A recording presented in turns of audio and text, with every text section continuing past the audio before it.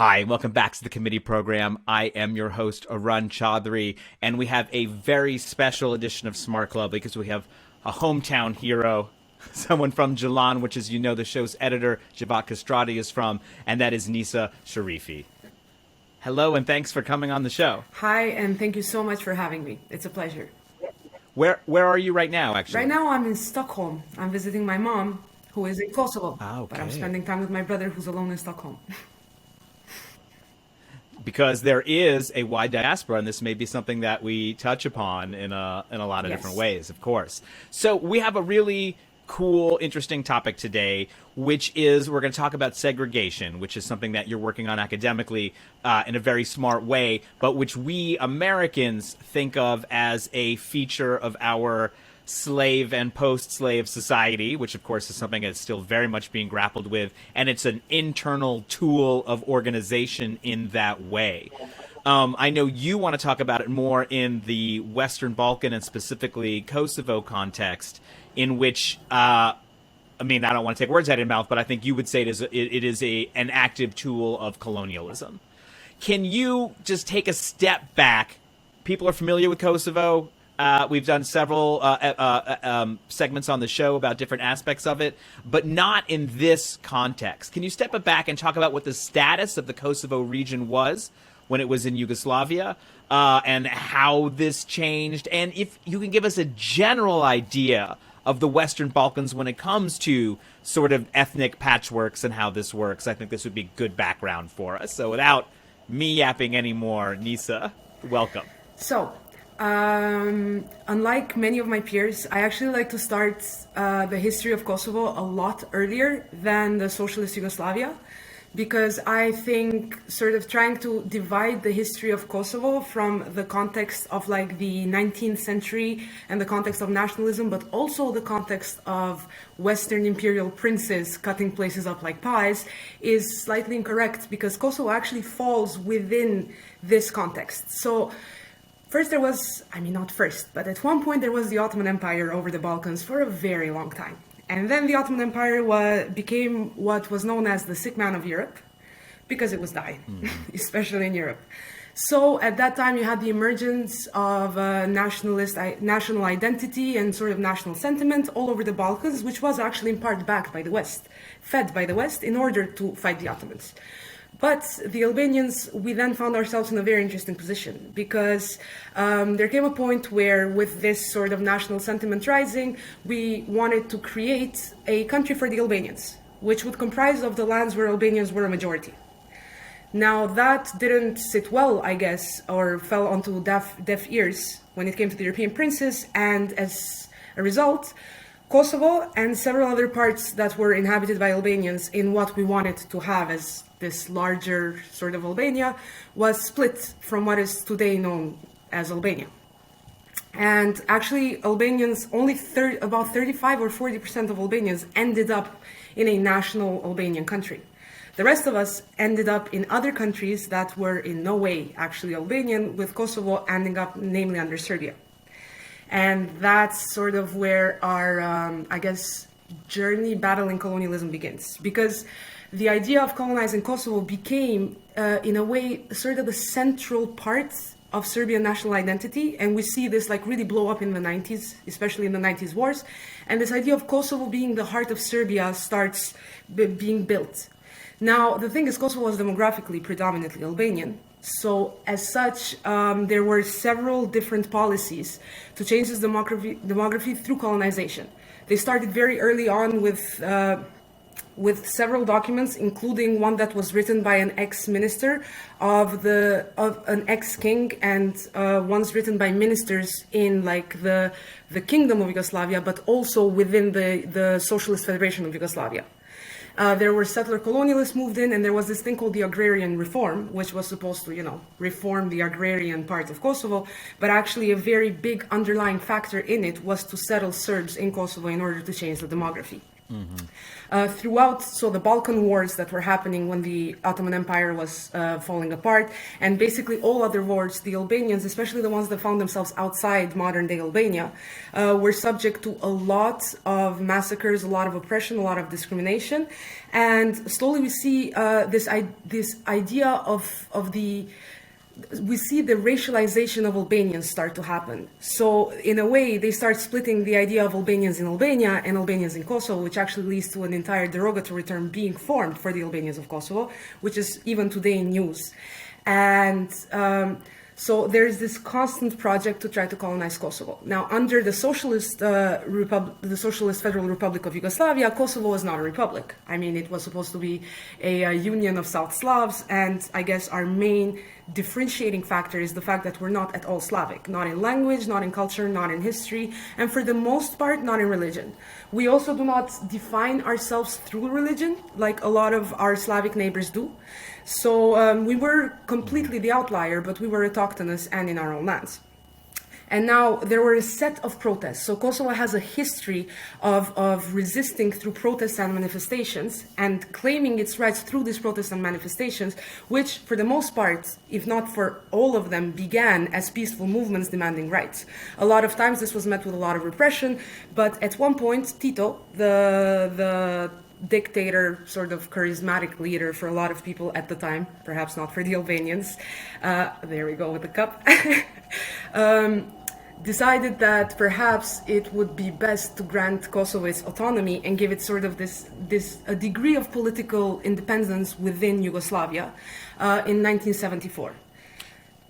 Okay, so in the mid-70s, yeah. Got it. So this was this took a little while to, this actually took quite a long time before it was tried out as an autonomous thing. And did other regions, was people resentful of this in different parts of Yugoslavia? Why does Kosovo get this treatment? We would like a little bit of extra autonomy as well. The thing is, Vojvodina, which is this part of Serbia that was populated also in part by non-Serbs, also got autonomy at the time and had the same status as Kosovo. But it's also like, I think it's important to highlight that this sort of granting of autonomy comes in Kosovo after a period of extreme repression at the hands of who was called Rankovic, which was at one point the head of the police and secret services of the Serbian brand, basically of Serbia in ex-Yugoslavia, and whose mission quite a bit was to oppress Albanians and send a lot of them to jail. So by the time Kosovo got autonomy, there were already these tensions that had begun with Kosovo's colonization, so even before the Socialist Federal Republic of Yugoslavia. And in 74, when we got autonomy, most other republics, I think, were quite fine, and I guess it made a lot of sense to them, but perhaps it was not extremely well liked in Serbia within this context of the general goal of colonizing Kosovo. Can I ask you just on the more human level what things looked like, right? I've spent a lot of time in Kosovo, but it's hard for me to imagine before what you call the racialization of Albanians. So before this happened, if I was in the center of Pristina or Mitrovica or any sort of large Kosovar city, what would that be like? Would before the racialization, people have sort of not even known who each other is or vaguely known based on last name and language? I would love just to know, like, or is it, and does it become more overtly colonial like Algeria, where it's like French people live in the downtown and the natives live outside? Like, what does it look like in terms of geographic segregation, and what does it look like in terms of schooling? If you could hit both those for us, I think it would analogs we can understand. Actually, I think these two are some of the main lenses to look at the issue and in order to understand it holistically. So I don't think I know enough about the Ottoman period to be able to tell exactly how life was.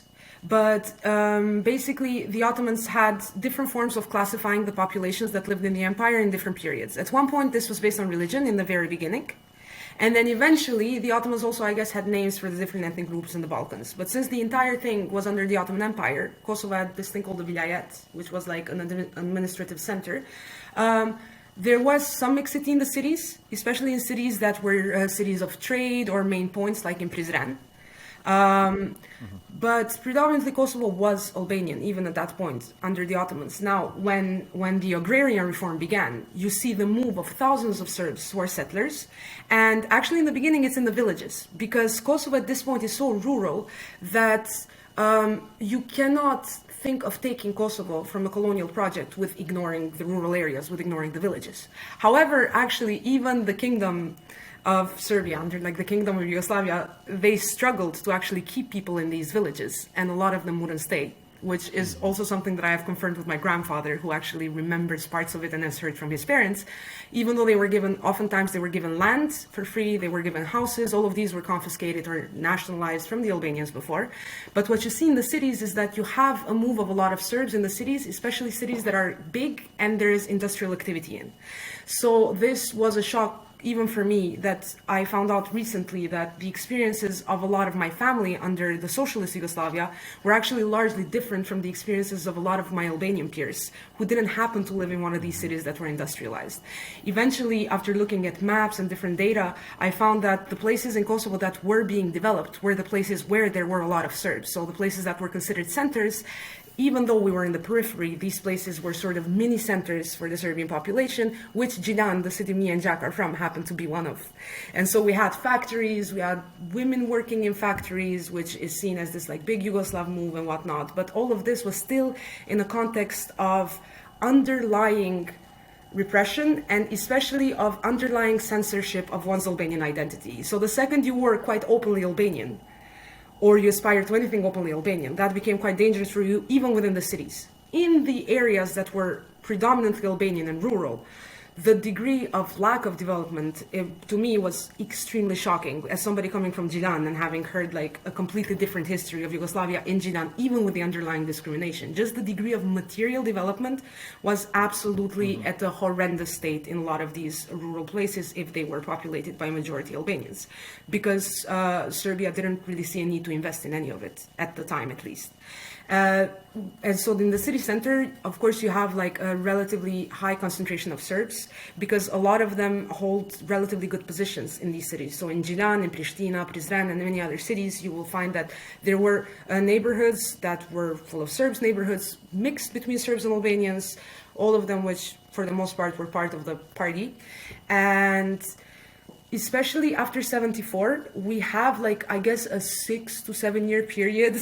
So while the golden era for most other Slavs under ex-Yugoslavia lasted like 10 to 20 years, for us it was 6 to 7 until the death of Tito.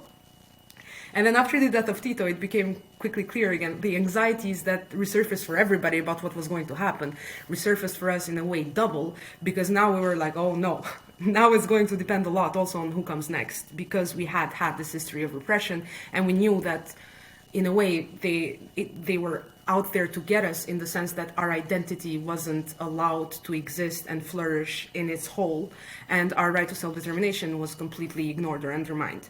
Now, this became particularly worse once Milosevic climbed up to power in 1986. By 1989, he consolidated a lot of his power, and that's where he abolished Kosovo's autonomy. And in addition to that, Albanians, that's when the segregation started being very clear. That's when the segregation started happening, in fact, like properly on a policy level, in the socialist Yugoslavia at least. Because the Albanians, many of them, if actually most of the Albanians that were civil servants, either lost their jobs or were forced out. So either they lost their jobs, were completely just fired, or they were told to work in conditions in which they basically had to quit. All of the highest positions were refilled with Serbs, including in hospitals, schools, and everywhere else. And there was a new curriculum that was supposed to be taught over the Albanian students. So Albanian secondary education in universities was shut, which the Albanians had only gotten in 1970, which was a huge blow. And finally, there was a case of mass poisoning in schools, which really showed the Albanians that, in fact, these public places were no longer safe. That it's not only that now we didn't belong as much as everybody else, but now we were in actual proper threat, even in cities, even these public places, which parts of the population, like some of my family, had been shielded previously because of their social status. However, the ethnic, the racial component came back in the 90s very strong, and now we completely pulled out of public spaces, especially schools. So how did schools become a place, a actual battleground. Like, was it a slow deterioration that's happening even before Milosevic? What are you talking about in terms of primary schools and language? And like, at what point is there a mix of languages? At what point is Albanian dropped in this journey you're describing? And so now where we are at in like 1989, what would someone, not forget university, what would someone going into high school or even elementary school, like what would the language on the blackboard be? So the history of schooling in Albania and Kosovo has sort of like an up and down curve at times. Serbian was always a second language. Serbo-Croatian at the time was a mandatory second language. But higher school education, university education wasn't available to the Albanians in Albanian, even though there was a university in Pristina. It just wouldn't teach in Albanian, for which there was a series of student protests until that was finally opened in 1970. Now, the new curriculum that was proposed actually was a curriculum that had a centrality in Serbianization. And after the poisoning of several thousands of primary and secondary school students, parents no longer felt safe sending their students to these sort of classrooms, which were in many ways potentially sort of death rooms for their children, or rooms where they would be actually physically hurt.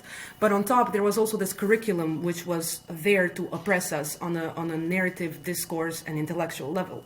So then people boycotted Serbian structures, starting with the schools, and set up an entire parallel education system so that not only the Albanian language could be kept in universities, but also that the Albanian curriculum could be taught to students earlier than universities. How this looked in actual practical terms is that now, instead of the school, which was a public institution, you actually had to go and take classes in people's houses. The entire thing was completely set up on this unshakable solidarity that formed between the Albanians in the 90s.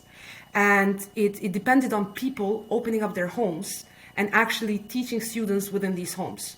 Recently, I had a discussion with a feminist from Kosovo who actually reminded me in many ways that women carried this school project because women in many ways ran the home, which they still do today in most parts of the world. But in addition, they were overrepresented in primary and secondary education, and now they were taking the whole thing at home. And how it worked is that one person would decide that, X class or X lecture was going to be held in their house.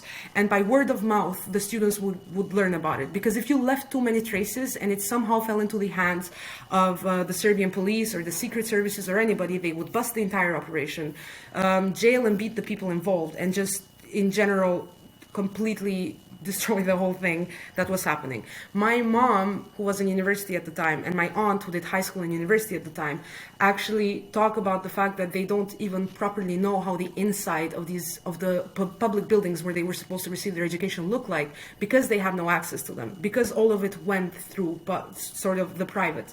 So in a way, when it comes to segregation, it's very interesting to see that the Albanians never had quite complete access to their own public sort of spaces, to their own cities. But in the 90s, these public spaces are actually completely taken from them, and taken from them physically through policy, but also very symbolically through sort of the installation of different Serbian symbols in different parts of the city. And in Gjilan, that culminates with the installation of a statue, or I think maybe it was sort of a tiny water fountain of Tsar Lazar, of the Serbian king.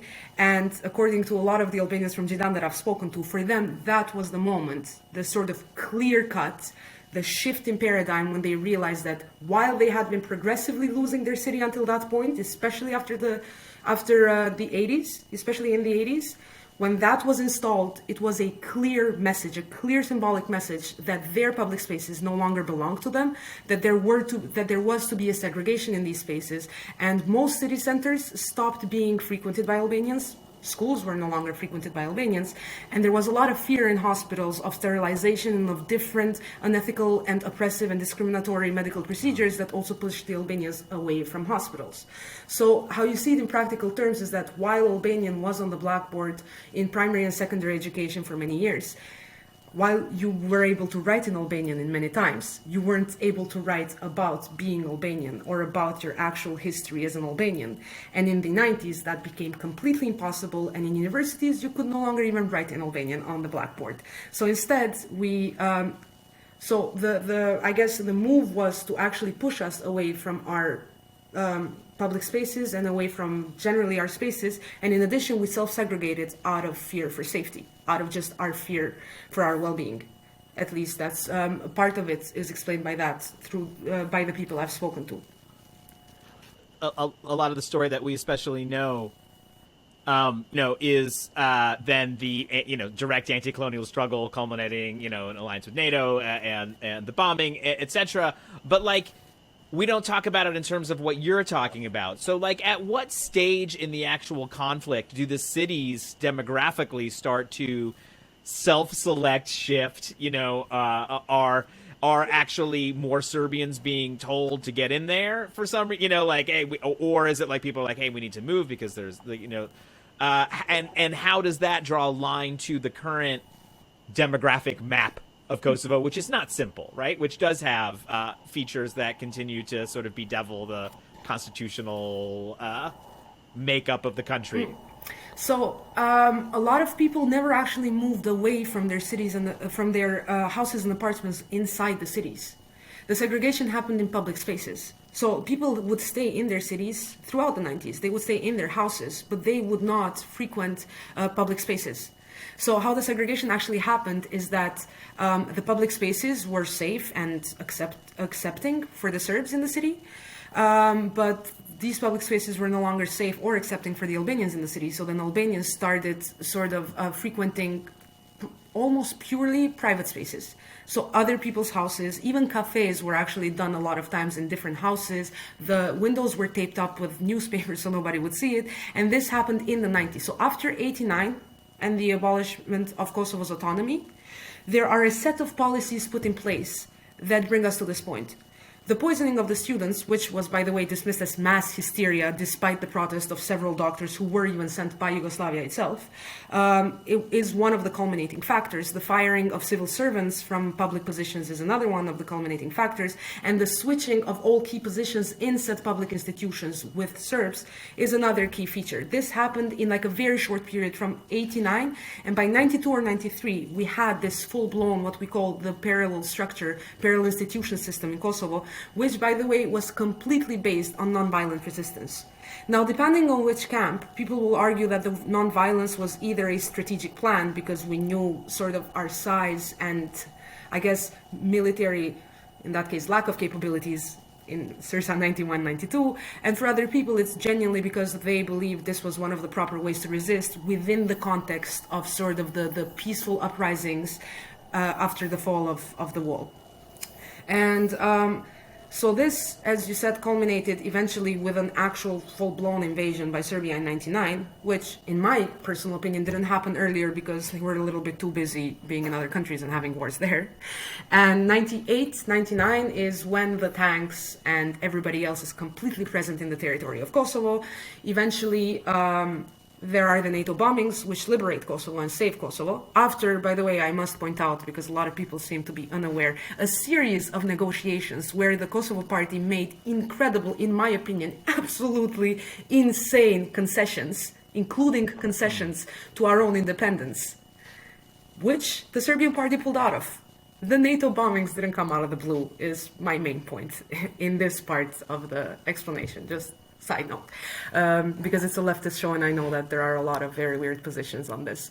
So basically... No, it's interesting to know that there was a federal solution on the table. I think people don't. Oh, yeah. And it's a solution that to a lot of Albanians felt extremely unfair and for good reason. And yet, I think it would have been to quite an extent accepted.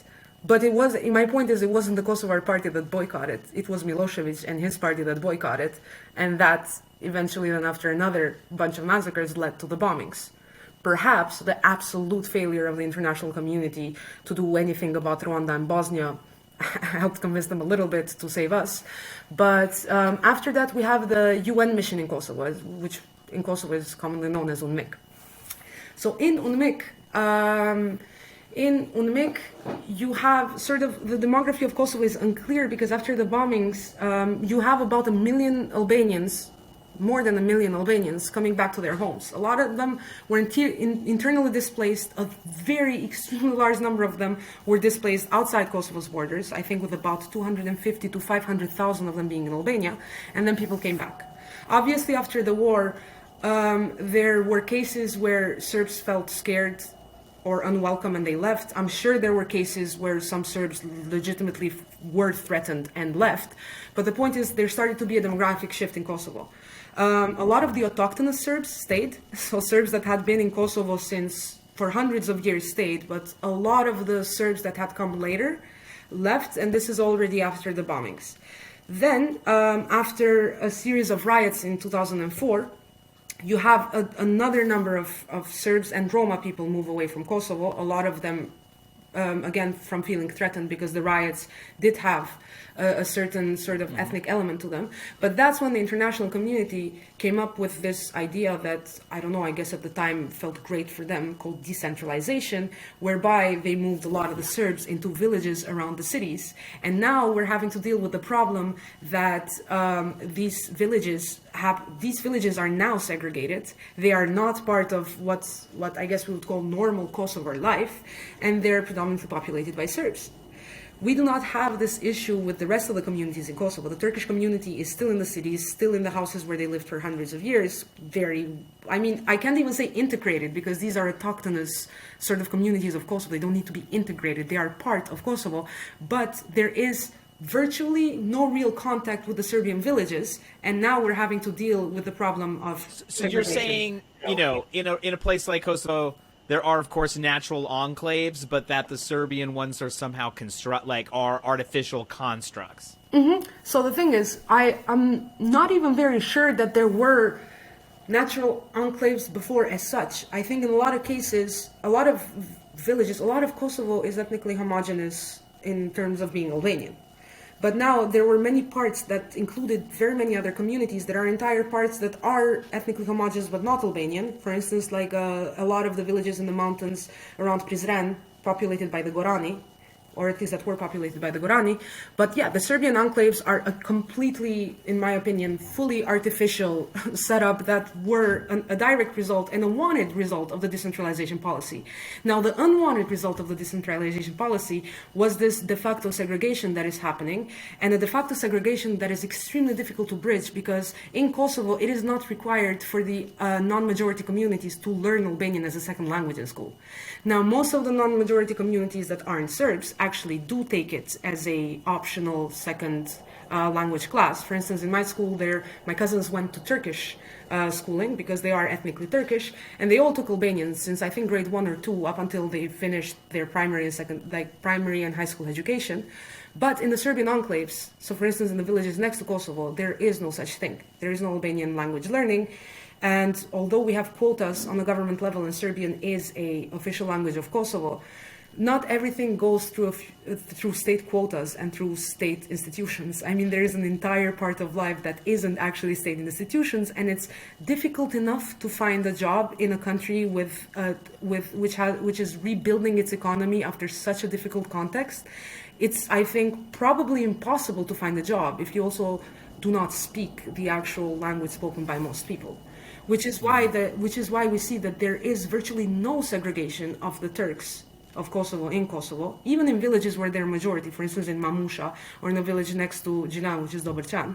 There is complete sort of harmony and just a rather, I guess I would say, normal way of things functioning, a complete sort of engagement between the different communities. But we do not see this with the Serbian villages, who are now living in parallel institutions. A lot of times, actually, even using the Serbian dinar to pay in their shops in Kosovo. So virtually, really, like a complete segregation in the sense that the two communities are out of touch with each other's realities. We know very little about them, and I think they know very little about us. And this was a direct fruit of the policy of decentralization. Because when you decentralize a community so small, especially with a history like this, it's unlikely that if they have no common language to speak, like some sort of reconciliation is going to happen after. I mean, it's the perfect sort of context for it not to happen, in my personal humble opinion. But I think that makes a lot of sense. What I mean, and I think people will understand the intractability of that, and you don't have to solve all of the problems right here with us, you know. But the last thing I do really want to ask you, though, is, like, does there need to be a major constitutional reform to make this happen? I mean, like, the decentralization process is sort of celebrated in one of these I call cut and paste constitutions, where it's like people in Brussels are like, oh, here's some of this constitution, and we put it with that, and the Brussels model, and you throw it all together. Does there need to be some sort of like huge reform about that, or is this what will make this less intractable? Obviously, we don't want to wholesale, move people around forcibly, etc. yeah, I mean, we can't, luckily. But there has to be rather than just a reform. I think there has to be a complete paradigm shift when it comes to this. I mean, for one, I think it's impossible to envisage that there is going to be some sort of more interaction if there is, again, no shared language between the two communities. Now, there are several projects to like make us meet or whatever, but yeah, I do think it has to be on an institutional level, maybe even on a constitutional level. And I do think the problem has to be tackled on all levels, but I do think language is a pretty central part to it. Schooling is a pretty central part to it. So I think even if we do have some sort of constitutional reform, for as long as we have syllabuses that are actually opposing each other's histories between our schools, that are the Albanian schools, and the Serbian schools in Kosovo, there cannot be any sort of interaction, and I think the segregation will keep happening. But the segregation in this case is, I think there is a lot of also self-segregation of these sort of enclaves, and I think a lot of this self-segregation is because, again, of this history of colonization and everything. I think actually finally losing the privileged position of power, losing that position of being the status quo was a pretty strong blow, I think, for a lot of the Serbian community in Kosovo. And also without that having been dealt with, I don't see how the segregation would be fixed. But I guess my last point about this would be, even if Kosovo, in my truest opinion, even if Kosovo makes its most honest, good faith effort, constitutional reform, whatever else to solve this issue, without Serbia actually owning up to its history, I think it is difficult for it to happen, because a lot of the political structures of the Kosovo Serbs, including the party that represents them in parliament, have ties and in many ways are completely run by Serbia, and they control much of the school curriculum and syllabus. And so unless Serbia is willing to accept that there was a history of colonization, that what happened to the Albanians is the experiences that the Albanians are sort of describing, I think there will be always this animosity and this complete lack of understanding on both sides, because we know what we've been through. But I think a lot of Serbs are either unaware of our actual experiences or unwilling to see those experiences for what they were, because to some point they actually agreed with what was being done to us. I would like actually to precise something that Zizek always brings up when it comes to this, is that a lot of people in Serbia proper thought Milosevic was being too soft on the Albanians in the 90s, including during the war. And I think a lot of the sentiment was actually shared by many Kosovo Serbs. And so I think, yes, there has to definitely be some sort of massive institutional paradigm shift. There has to be a more natural, for the lack of a better word, Kosovo. So Kosovo, which is not this like nice little sort of project that we do for a PowerPoint presentation in university full of our beautiful ideas and idealism. Kosovo has to be for Kosovo. There was a reason Kosovo was oppressed and colonized, and that wasn't because it was a multi-ethnic cosmopolitan dream. I mean, the colonization project didn't target literally everybody and was like, we're going to colonize everybody regardless. Colonization needs an other. It needs somebody to colonize. And that by no means was a pluralistic thing in Kosovo. The colonized target, the colonization target, were the Albanians. the war happened because of the Albanian history and character of Kosovo, and because, in my opinion, of Kosovo's right to self-determination. But now, what we ended up with in the modern republic, while we're learning to love our state symbols, and a lot of us do love them by now completely. I was only 10 when the independence happened, so I love the state symbols by now completely. I understand that to a lot of older people, these state symbols feel still artificial. We weren't allowed to have any eagles on the suggested flag. We weren't allowed to have anything red or black. So I think by paradigm shift, I mean, I wish Kosovo would have the right to actually properly self-determine what it wants to do, but I don't think in any way that would hinder the rights and privileges of the non-majority communities in Kosovo. I mean, we're talking about autochthonous populations that have lived in these lands with no problems. Especially, like, I'm trying to completely demolish this idea of like a region full of people with a bloodthirst who like to kill each other. Absolutely not the case for hundreds of years at times. And but I don't think it would necessarily be that much of a problem if the self-determination happened properly, and if Serbia were to actually admit to its history, admit to its policies, and admit to its crimes. And finally, we would at least be on the same page about what happened. Without seeing the same reality, we cannot even agree or disagree on it. We're just arguing about two different realities. And even if one side decides to make all efforts to build a better reality, for as long as the other side is not willing to be part of it, because it doesn't recognize this as a reality that it should be part of, there will be no desegregation of Kosovo. And I also would like to point out the proportion. When the segregation happened in the 90s, we're talking about most of the population being segregated from public spaces. What we're talking about now is enclaves of villages of a population which is less than 6% in the country, which actually makes it in many ways much more difficult for us to solve it because they're very small in number. So it's actually, you have to have tailored things because it's small and not everywhere, and it's in enclaves. But I do genuinely think while the segregation in the 90s was in Kosovo, and even now there's some form of segregation in Kosovo because of the decentralization, it is not up to Kosovo alone to solve this issue. And in fact, it is largely up to Serbia owning up to its history, especially its history of previous segregation, to solve it properly and at the root.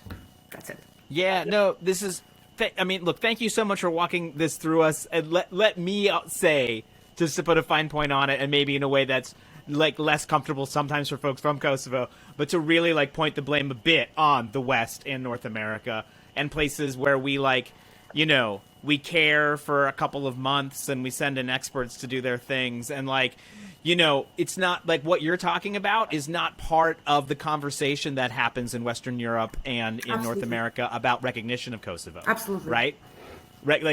So, and it sort of also seems like it has to be tied up in this. And until that is thought about in a different way, other than just in the geostrategic kind of post-Cold War, nobody knows what to do with the Western Balkans because they weren't in either camp and we still don't know what to do with them. For God's sakes, don't let them in the EU.